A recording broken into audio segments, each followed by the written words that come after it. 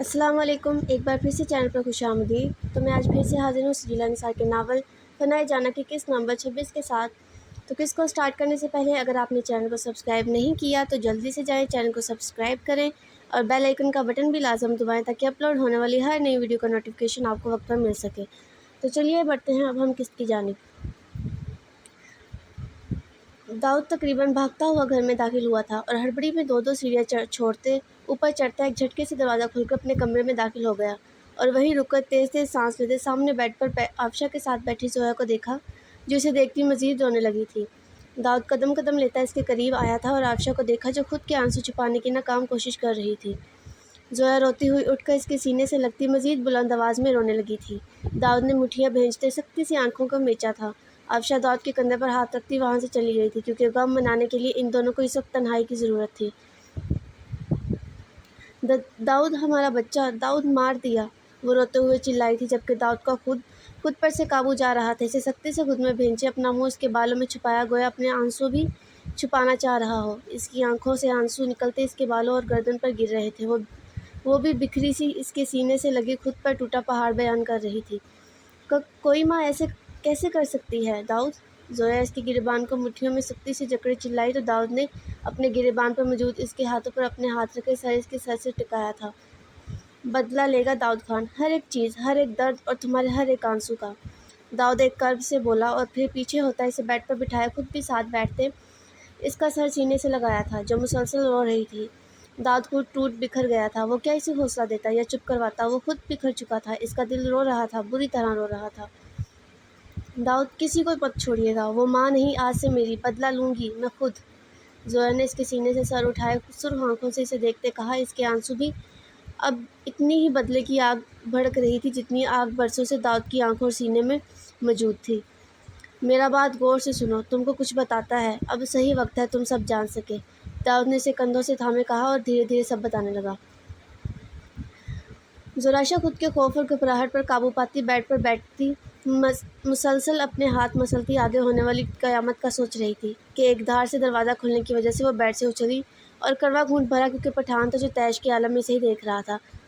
پٹھان! اس سے پہلے وہ ہکلاتی ہوئی اپنی بات مکمل کرتی پٹھان ایک ہی چست میں اس تک پہنچتا سختی سے اسے بالوں سے دبوچا تھا۔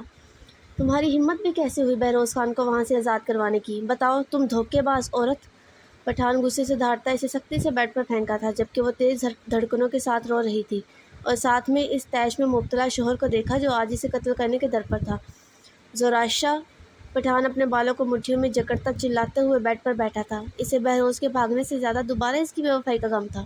وہ ایک بار پھر اسے دھوکہ دے چکی تھی، وہ بھی بری طرح۔ وہ سب حقیقت، ان غداروں، ان قاتلوں کی حقیقت جاننے کے باوجود اس کو کیسے دھوکہ دے سکتی تھی؟ ایک بار پھر دھوکہ! وہ بیڈ سے اٹھتا ڈریسنگ پر موجود تمام چیزیں نیچے پھینک چکا تھا اور کمرے میں ہر چیز کو نہایت بے دردی سے توڑ پھوڑ کرنے لگا جبکہ زوراشا بیڈ پر موجود بیڈ شیٹ کو سختی سے مٹھیوں میں جکڑے سسکیاں بھرتی ڈر سے اسے دیکھ رہی تھی۔ تم کیسے دوبارہ مجھے دھوکہ دے سکتی ہو زوراشا، کیسے؟ پٹھان کا غصہ آؤٹ آف کنٹرول ہو رہا تھا۔ اس نے آخر میں دراز سے گن نکالی تھی۔ پٹھان کے ہاتھ میں موجود گن دیکھتے اس کی آنکھیں خوف سے پھیلی تھیں۔ کاش یہ گن خود پر چلائی ہوتی، کم از کم تمہاری دوبارہ سے بے وفائی دیکھنے کے لیے میں زندہ تو نہ ہوتا۔ یا پھر وہ بولتے بولتے رکا اور اس کے قریب آتے اس کے بالوں کو مٹھیوں میں جکڑے گن اس کی کن پٹی پر رکھی تھی۔ اس کے یوں گن رکھنے پر اس کو اپنا سانس لینا محال لگا تھا۔ یا تم پر چلائی ہوتی، کم از کم تم دوبارہ بے وفائی کرنے کے لیے موجود تو نہ ہوتی۔ نفرت بھرے لہجے میں اس سے بولتا ایک جھٹکے میں اس کے بالوں کو چھوڑے گن دیوار میں دے ماری تھی۔ زوراشا کی چیخ نکلی اور وہ فوراً بیڈ سے اترتی اس سے فاصلے پر کھڑی ہوئی تھی۔ تم اس قابل نہیں میرے ساتھ رہو، تم بہروز خان، دلاور خان اس حویلی کے ہی قابل ہو، دفع ہو جاؤ میرے گھر سے، دوبارہ شکل نہیں دیکھنا چاہتا میں تمہاری زندگی بھر کے لیے۔ پٹھان کے الفاظ تھے یا خنجر جو ایک پل میں اس کا دل، سینہ، روح، ہر چیز چیر گئے تھے۔ نہیں پٹھان! وہ روتے نفی میں سر ہلاتی اس کے پیروں میں بیٹھی تھی۔ نہیں پٹھان، معاف کر دو، ایک آخری بار، اس نے تمہاری قسم دی تھی، میں مجبور ہو گئی تھی، مجھے معاف کر دو، بس ایک بار۔ وہ اس کے پیروں میں گری روتی بول رہی تھی جبکہ وہ اس کی طرف دیکھنا بھی ضروری نہیں سمجھ رہا تھا۔ چلی جاؤ، تمہاری صورت سے بھی نفرت ہے موسیدار پٹھان کو، جاؤ یہاں سے، موسیٰ کے گھر، موسیٰ کے دل میں کسی بے وفا کی کوئی جگہ نہیں، تم جہاں سے آئی ہو اسی جگہ کی قابل ہو۔ وہ بے حس بنا اس کی بنا کسی سسکی پر ترس کھائے بولا تھا۔ وہ پلیز پٹھان، آخری موقع، دیا تھا موقع، اب نہیں دے سکتا، چلی جاؤ۔ پٹھان نے بولتے ساتھ مڑنا چاہا لیکن اس نے سختی سے اس کے قدموں کو پکڑا تھا۔ بی اماں! پٹھان کی چلا کر بی اماں کو پکارنے پر زراشا نے ناسمجھی سے اسے دیکھا۔ پٹھان کے مزید تین چار بار دھاڑ کر اس کا نام پکارنے پر وہ ہڑبڑاتی ہوئی کمرے میں داخل ہوئی۔ جی پٹھان! زراشا کا سامان پیک کر دو اور بہرام سے کہو اسے حویلی چھوڑ آئے۔ وہ بے رحم بن چکا تھا، آخر بے رحم بھی کیوں نہ بنتا، وہ دوبارہ سے اس کے ساتھ دھوکہ کر چکی تھی۔ وہ ملازمہ سے بولتا بنا اس کی طرف دیکھے کمرے سے نکل چکا تھا۔ پٹھان! پلیز پٹھان! جبکہ وہ جذباتی انداز میں اس کے پیچھے جانا چاہا لیکن ملازمہ نے بیچ میں ہی روکا تھا۔ وہ جس حالت میں تھی باہر گارڈز موجود تھے، وہ باہر نہ ہی جاتی تو اچھا تھا۔ پٹھان اپنے کمرے سے نکلتا نیچے پہلے پورشن میں کسی کمرے میں بیڈ پر بیٹھا ہاتھ میں موجود سگریٹ کو دیکھ رہا تھا جسے اس نے اب تک سلگایا نہیں تھا۔ ایک عرصہ ہوا تھا اسے سگریٹ پیے۔ وہ یہ شوق داؤد کے ساتھ پورے کرتا تھا۔ جب سے دونوں الگ ہوئے تھے پٹھان نے اس سے وعدہ کیا تھا کہ ان کی موت کے بعد ہی اس کے ساتھ اب سگریٹ سلگائے گا۔ اس نے گہرا سانس بھرتے سگریٹ دور اچھالی تھی اور قمیض کی جیب سے اپنا فون نکالے اسے گھمانے لگا۔ وہ ایک خبر کا منتظر تھا جو کہ اسے مل نہیں رہی تھی۔ اس نے پھر کچھ سوچتے فون پر نمبر ڈائل کیا اور اپنے کان سے لگایا۔ تیسری بار پر فوراً فون اٹھانے پر بھاری آواز گونجی تھی۔ جو کام کہا تھا وہ ہوا؟ پٹھان نے آہستگی سے تھکے ہوئے ہارے لہجے میں پوچھا۔ میں حویلی ہوں۔ دوسری جانب سے سپاٹ لہجے میں الفاظ گونجے تھے۔ تم حویلی کیا کر رہے ہو؟ اور جو کام کہا تھا وہ تم تو حویلی سے نکل کر گئے تھے نا؟ پٹھان نے ضبط کیے اسے کہا تھا جس نے بیڈ پر سوئی زویا کی جانب دیکھا جو کچھ دیر پہلے ہی سوئی تھی۔ موسیٰ! اس کی آواز مزید بھاری ہو رہی تھی۔ اس سے الفاظ کہنا مشکل ہو گیا تھا، اس لیے اس کا نام پکارتے ہی خاموش ہوتے ہونٹوں کو سختی سے بھینچے جذباتوں کو قابو میں کیا تھا۔ داؤد! تمہارا لہجہ کیا ہوا؟ کچھ ہوا ہے؟ پٹھان کو کچھ غلط ہونے کی نشاندہی ہوئی تھی۔ ایک بار پھر مل کر انہوں نے ہمارا خوشیاں کھا لیا۔ داؤد نے سختی سے اپنی آنکھوں کو رگڑا تھا۔ کیا مطلب؟ وہ ابھی بھی اس کی پہیلیوں میں کہیں بات پر الجھا ہوا تھا تو داؤد دھیرے دھیرے سب بتانے لگا۔ داؤد کی باتیں موسیٰ کے کانوں میں گویا سیسا پگھلا رہی تھی۔ اسے لگا زمین اس کے پیروں سے کھسک رہی ہو۔ پٹھان میں ان سب کو زندہ زمین میں گاڑ دے گا۔ اس نے میرا سب خوشیاں چھین لیا، ان ظالم نے۔ پٹھان ابھی تک سکتے میں تھا، اسے یقین نہیں آ رہا تھا کوئی اتنا بے رحم کیسے ہو سکتا ہے۔ ابھی تو وہ ننھی جان اس دنیا میں آئی بھی نہیں تھی اور اس کو کتنی بے دردی سے مار دیا۔ ابھی تو 2 پل خوشی محسوس بھی نہیں کیا تھا۔ داؤد کی دوبارہ سے گونجتی آواز نے اس کا سکتہ توڑا تھا۔ تو تم زویا کے ساتھ رہو، میں دیکھ لوں گا۔ زراشا بھی آ رہی ہے، رات تک وہ پھر زویا کے ساتھ ہوگی۔ ہم سب کا بدلہ لیں گے، کسی کو نہیں چھوڑیں گے، سب کو ان کے کیے کی سزا دیں گے۔ پٹھان خود پر قابو پائے جس ضبط کی انتہا سے بول رہا تھا وہ وہی جانتا تھا۔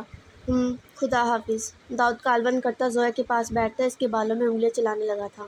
سوچ نے کہیں اور ڈیرا جمایا تھا۔ وہ جانتا تھا پٹھان کے لیے مشکل نہیں، وہ خود سنبھال سکتا ہے سب کام۔ ویسے بھی فی الحال جب تک زراشا نہ آتی اسے زویا کے پاس ہونا چاہیے۔ پٹھان چند لمحے فون کو گھورنے کے بعد بیڈ سے اٹھتا کمرے سے نکلا تو سامنے نظر بہرام کے سینے سے لگی روتی زراشا پر گئی تو بے اختیار گہری سانس خارج ہوئی تھی اور قدم ان کی جانب بڑھائے۔ قدموں کی چاپ پر دونوں نے پیچھے دیکھا تو پٹھان کو دیکھ کر زراشا کو مزید رونا آیا جو اسے ایک نظر دیکھنے کی غلطی تک نہیں کر رہا تھا۔ تمہاری بیٹی کو کسی بھروسے مند کے ساتھ حویلی بھیجو، تم میرے ساتھ چلو۔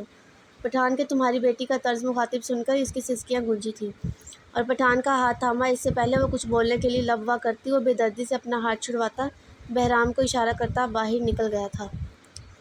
دیکھ رہے ہیں آپ، تمہارا غلطی بھی تو سنگین ہے بچہ، بہرام نے اسے کندھوں سے تھامے کہا تو وہ شکوہ کناں نظروں سے بہرام کو دیکھتی وہاں سے چلی گئی۔ یقیناً اسے پٹھان کی سائڈ لینا برا لگا تھا۔ وہ چاہتی تھی کم از کم اس کا باپ ہی اس کا ساتھ دے، لیکن اس نے بھی سیدھا اس کی ہی غلطی سنائی تو کوئی غلط بات بھی نہیں تھی، حقیقت ہی تھا۔ زراشا رات 7 بجے تک حویلی آ گئی تھی۔ وہ زویا کے ساتھ ہوئی ناانصافی کا سنتی صدمے میں چلی گئی تھی۔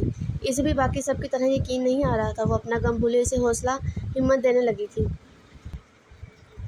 داؤد زراشا کو اس کا خاص خیال رکھنے کا کہتا خود بھی وہ حویلی سے نکل گیا تھا جبکہ اتنے عرصے بعد آفشاں سے ملتے دونوں کی آنکھیں اشکوں سے بھر گئی تھیں۔ وہ آفشاں سے ملتی واپس زویا کے پاس آ گئی تھی اور زبردستی کھانے کے چند نوالے کھلاتی اسے میڈیسن دیتی سلا چکی تھی اور پھر کمرے سے نکلتی دروازے کو اچھے سے لاک کیا تھا اور شیطانی مسکراہٹ لبوں پر سجائے قدم نیچے کی جانب بڑھائے تھے۔ زربینہ نے اس وقت کے بعد سے خود کو کمرے میں بند کیا ہوا تھا۔ بھوک سے اس کی جان جا رہی تھی۔ اگلا دن چڑھ گیا تھا لیکن اس نے کمرے سے نکلنے کی سنگین غلطی نہیں کی تھی۔ اسے معلوم تھا وہ لوگ اس کی جان لے لیں گے۔ حسد اور جلن میں وہ جو کر چکی تھی اس کے بعد اسے اچھی خبر محسوس نہیں ہو رہی تھی، لیکن آخر وہ کب تک یہاں بند رہتی؟ وہ لوگ نہ صحیح بھوک سے مر جائے گی اگر یہاں رہے گی۔ ہمت جمع کرتے اس نے دروازے کی جانب قدم لیے، لیکن واپس پلٹ لی تھی۔ اسے معلوم تھا داؤد کل ہی خبر ملتے آ گیا ہوگا، اور اب تو بہروز اور دلاور خان بھی نہیں تھے جو اسے بچا سکتے۔ اس نے خود کے سر عذاب مسلط کر لیا تھا۔ زربینہ، ہمت کر، بس نکلنا ہوگا تمہیں کمرے سے۔ زربینہ خود سے بڑبڑاتی دھیرے سے دروازے کا لاک اس سے پہلے کھولتی وہ خود کھلا تھا۔ وہ دروازہ کھلا تو زربینہ سامنے دروازے کو دیکھتی اوپر کا سانس اوپر اور نیچے کا نیچے رہ گیا تھا۔ اسے لگا آج اس کا اس دنیا میں آخری دن ہے، اور شاید یہ بات درست بھی تھی۔